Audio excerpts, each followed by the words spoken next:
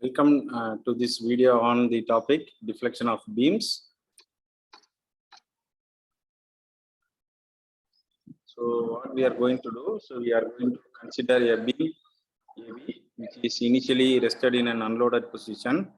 So if you see this diagram, you can see a orange color structure which we call it as a beam, which is kept on two supports A and B. Since there is no load applied on the beam, it is initially straight, and we call this position as the unloaded position.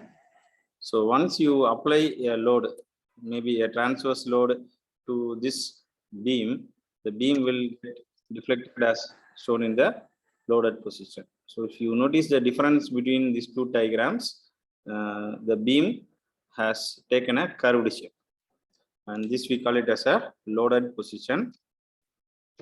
So next, deflection normally refers to the movement of the beam from its original position to a new position whenever you apply any load, and it will be usually denoted by the letter Y.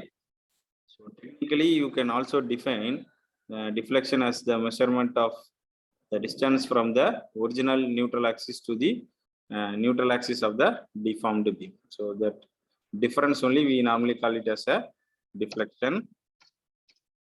So in this diagram you can note that the value of Y is not same across the length of the beam. So at different lengths, maybe at x1, x2, x3, if you measure the deflection, you will get different values like y1, y2, and y3.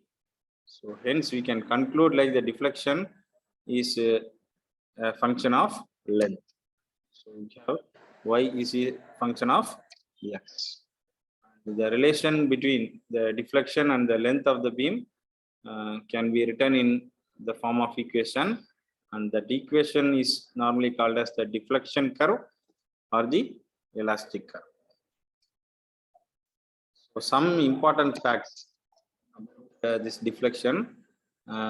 Deflection will always be zero at the supports, and at one particular point on the beam, the deflection will be maximum. So we have seen deflection varies across the length. However, at only one point, we will have the maximum value for the deflection, and that deflection is called the maximum deflection. Okay, with this, we will meet in the next video. Thank you.